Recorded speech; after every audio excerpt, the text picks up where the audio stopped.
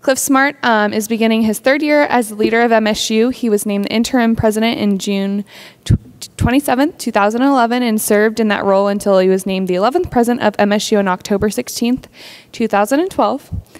He served as the university's general counsel from December 2007 until being named the interim president. As general counsel from 2007 to 2011, Smart provided legal counsel to the board, president, faculty, staff, and administration. Smart joined the Strong Law Firm in 1992. He was a shareholder in the firm from 1995 to 2007 and vice president from 1998. He represented individuals and entities in catastrophic injury, medical malpractice, and commercial cases, which is a lot of fun. So if you guys would help me welcome President Clif Smart.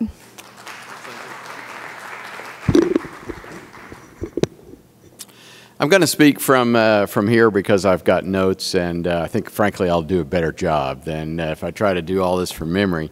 Dr. Doman finished up his talk by asking the group, has anyone had an ethical dilemma, a tough ethical situation that they had to deal with? And I didn't raise my hand then because that's what I'm going to talk about. But yes, I mean, the answer for me is yes, and I thought I would try to share in detail with you a real situation that actually brought into play several principles of ethical leadership today. And the situation that I am going to talk about is the bookstore theft and the following events that happened in the summer of 2012. So almost August of 2012, so almost 2 years ago this year. We can talk about it today because the case is over.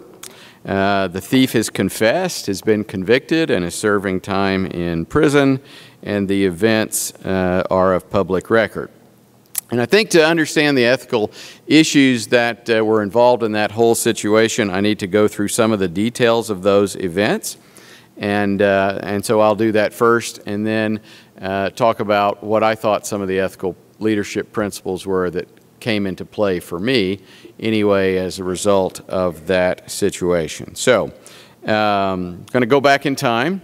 Everybody, it's been 2 years now, so I'm sure for those of you that were here then, some of the details are gone or fuzzy, and some of you may not know anything about it at all.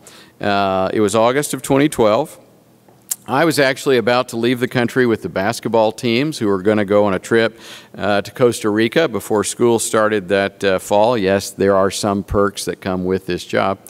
And so I had just finished a meeting in the conference room that adjoins my office. It was the end of the day. I walked back into my office, and who was waiting for me but two of our own internal auditors, the director of security, his boss, the vice president of administration, our general counsel, and others. That's not a very reassuring group. That's not really who you want to see in your office at 4:30 in the afternoon, the day before you're leaving the country. And they told me they had just found $80,000 in cash in the desk of our bookstore director. They explained why the auditors were looking in his desk. He was out of town on vacation. They were doing a routine end-of-year inventory audit for the bookstore. They had called him looking for a particular receipt. He told them that it was in his desk, and rather than waiting for him to come back, they just went in to find it and stumbled on to this large amount of money. And now it was in a paper bag in my office. The immediate question I was asked was, should we call the police? And then the second question was, do we call our board or our board chair and tell them what has happened? And so I started asking some questions. Do we know that this money was stolen from the bookstore? And how? Could there be another explanation for it? Is there money missing from the bookstore? If so, how much? Was there money missing last year or the year before that? If he's taking money from the bookstore, how is he doing that? Why haven't we been able to find that out earlier? We audit the bookstore every single year. Well, no one had complete answers to these questions. We had bits and pieces. People had some speculation and guessing. The auditors thought, yes, there probably was money missing, but we don't know to what extent or how far back it goes. And so I gave the first directive that I would in this case is that we would not call the police now, we would not call the prosecutor's office now, we would not call the board chairman now. And when I got back in a week, we would reevaluate those decisions.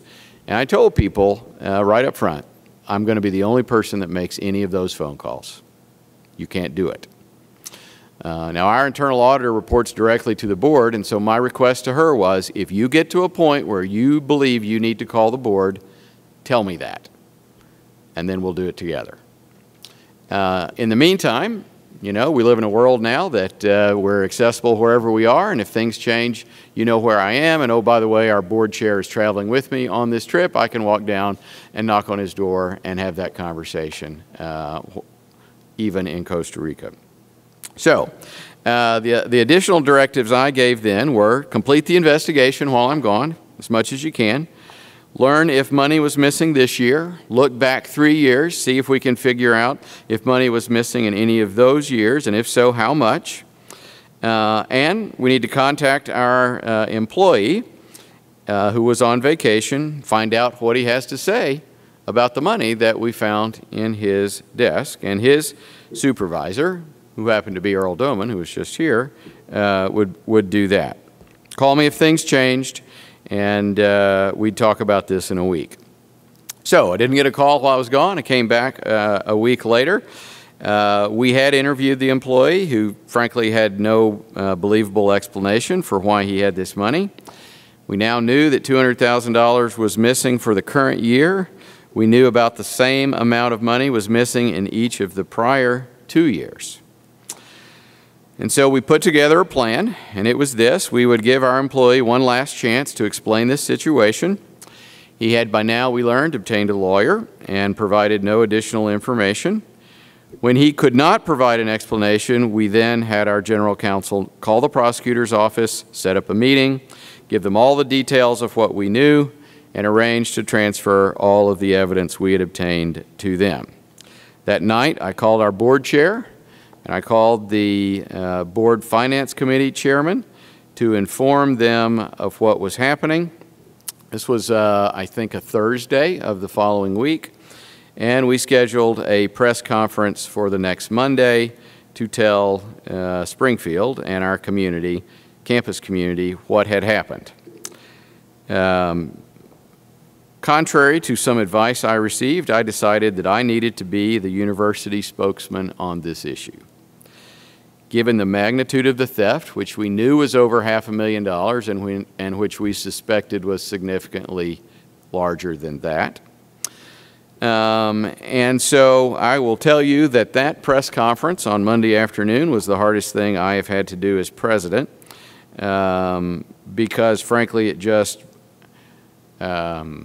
emotionally, it still emotionally impacts me. It's hard to sometimes talk about because it just broke my heart that a 20-year trusted employee at this university would steal from us.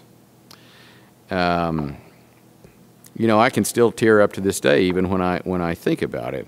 But anyway, moving along. From the day that we found that money in his desk until the press conference was 2 weeks plus a weekend.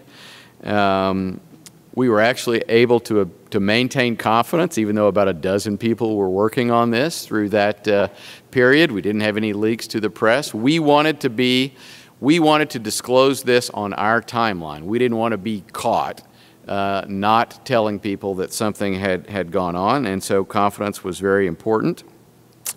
At the press conference, part of our message was to congratulate our auditors for finding the theft. That was a good thing, not a bad thing, and we wanted to praise them for that work. Remembering that we have outside auditors that are here every year, and we'd just been audited by the state 2 years ago, and those people had not found it. So we were appreciative and appropriately gave credit to our own folks for finding this theft. Why was this such a hard thing to do? Obviously, besides the connection we had to the employee and the hurt that came with that, was really the concern for negative publicity that would come to the university. We all want only good publicity for the university. We love to talk about the good things that are happening here, the great stories of our faculty and our students and the good things they're doing and the difference we're making in the community. And negative publicity is, sets all of that back and works against us in terms of our mission.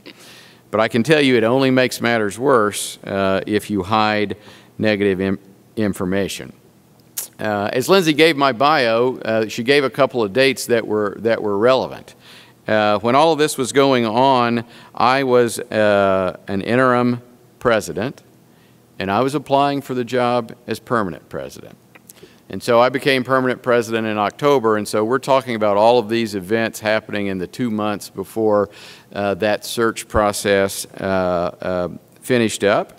And so that was a complicating personal factor. I don't think I would have been human to have not thought, I wonder how this is going to impact my ability to get this job, which by then I really loved and wanted to continue to do. Ultimately, I think, as we wrap up the factual part of this, ultimately I think this ended as good as it could have for us. We documented the extent of the theft, which ended up being about $1.25 million over more than 10 years. Because we had such solid evidence, the thief pleaded guilty relatively quickly and was sentenced to jail. We recovered almost all of our money through insurance, restitution from some of the money he had in bank accounts, plus the cash that was found in his desk. We actually ended up with some positive newspaper coverage, including an editorial in which we were applauded for being open and honest about what had occurred and for not hiding it and for being willing to openly discuss what had happened. We changed some policies and procedures to make it harder for this to happen again. We hired a very capable new bookstore manager who's doing a great job, by the way. And then I was hired as president. So in the interview with the board, before they hired me, I was asked how I would handle a Penn State type event. And obviously we know the events of Penn State and the sexual assault that had gone on for many years that people knew about and hadn't talked about publicly and hadn't turned into the police. Why? Because they were afraid of the negative publicity and what that would do to the university. And I was able to say, well, you know exactly how I would handle it because we just handled it. We just handled that very situation. Now, maybe not as horrible a result because of the physical injuries that people had in the Penn State thing, but it was exactly the same kind of issue. How do we handle a negative situation that's likely to impact us? Do we talk about it publicly? And the answer was, yeah, that's what we do. That's what ethical leadership is about. So those are the basic facts of the bookstore theft. So what are the ethical leadership takeaways from this event? For me, I had 6, and I'll share those with you now. The first one, and there are probably 2 or 3 things in this one, is be calm and deliberative. And by that I mean you need to get important facts before making decisions, before acting. I thought we owed a 20-plus year employee the benefit of the doubt, a chance to explain what had been found, to be confronted with the actual details of what we had learned, and the money that was missing before we turned him in to the police. What if there was another explanation? And without knowing that, or without knowing the extent of that injuries, we'd call the police or the prosecutor and he'd been arrested. And then we found out that the money came from a completely different source and it was just stupid that he had it in his desk as opposed to criminal, and we would have ruined his career. And so the first takeaway for me is, even if we think somebody has done something wrong, we're going to give them the benefit of the doubt. We're going to give them an opportunity to explain what happened before we take action against him. And it turned out we were able to do that without impacting the case at all. Actually, it helped us to have that additional time to find out the details of that and to interact with him. Second thought. Be proactive. You know, we insisted on completing the investigation, and then you had to act. You know, you can't hope a bad situation will just go away or just solve itself. It almost never will. Sticking your head in the sand is not an ethical way to solve a problem. And so when you know you have a problem, when it's been defined, then you have to act. Procrastination is not a good solution, and inactivity is even worse. Third, use your team and your resources. You know, I'm a big believer that 2 heads or 4 heads or 8 heads are better than 1. I like all the people working for me to be more knowledgeable and smarter than I am, and most of them are. You know, and so in this situation, we worked together to gather the facts. We sought input from the people that had the expertise. We developed a plan. We executed it. We had a lot of smart people working on this. They helped us get it right. Ultimately, I had to make some specific decisions. And, you know, the bottom line here is you can't be afraid to do the right thing, even if there are potentially personal consequences to that. And for me, that's really the essence of ethical leadership. You have to be willing to do what you think is right, even if there are potentially negative consequences to your organization or to yourself personally. Number 4, this one's probably pretty apparent. Maintain integrity and transparency even in tough situations. You know, it's easy for me to be the face of the university when things are good. It was really fun to be the president of the university all day Saturday. That is an easy job. But you have to have that same demeanor and openness and tone when things are not going well. You have to be willing to answer hard questions like, how could this guy steal from you for 10 years? What's wrong with your policies and practices that you were not able to catch this? Were other people involved in this theft? Is money being stolen other places at the university? So you just have to stand up there and take those questions on and answer them. That's a part of ethical leadership as well. You can't hide. You can't send somebody else out to answer those questions for you if you're ultimately responsible for the financial well-being of the university. Number 5. And I'm not sure if this is an ethical leadership point or just a leadership point or just a management point, but here it is. Take advantage of bad situations to make positive change. And we tried to do that. And so, you know, you evaluate, do you have the right people in jobs? Do you have the right processes and policies in place? Do you have the right structure of your organization?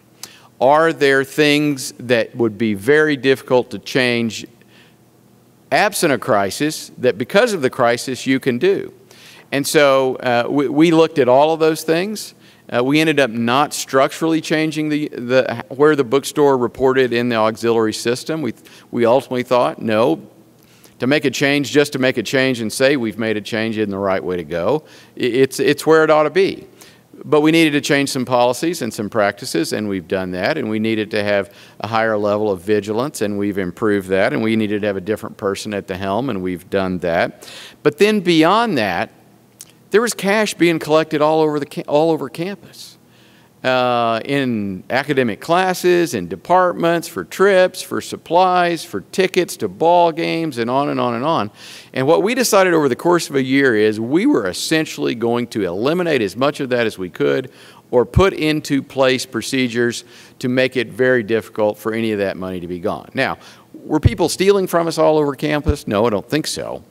But because of this theft, we were able to completely change in a year how we collected cash on the university, and there would have been enormous pushback from that but for this event. It would have been, oh, you guys are just harassing us, leave us alone, why are we doing this, you think we're thieves, et cetera, et cetera. It would have been very hard. So one principle of management is take advantage of a crisis to make positive change. And the last thought I had was, when it's all over, get back to work. We had one last press conference after our man pleaded guilty to answer questions, and then we were done. No more interviews, no more conversation about this. The game's over. We're moving on to other positive things about the great things that are happening at our university. You know, I would sum all this up by saying I think our team handled this situation as good as we could have. And it's exactly the opposite of how they handled the Penn State fiasco, where they denied anything had happened, where they covered up what they knew was happening, and the result was a much, much, much more damage to the reputation of the university, and much more damage to individual children who ended up being the victims of sexual assault than if they'd have turned him in the very first time they knew something was happening. You know, instead of that, we were open, we were transparent, we contacted and cooperated with the authorities, we thoroughly investigated what happened, we shared all of our findings with the police and the prosecutors, we answered every question we were asked by anyone about what had happened and what we had done and what had been our responsibility and what had gone right and what had gone wrong and how we were going to fix it. And in my mind, this was a great example of of individual team members performing at the highest ethical standards. Thank you.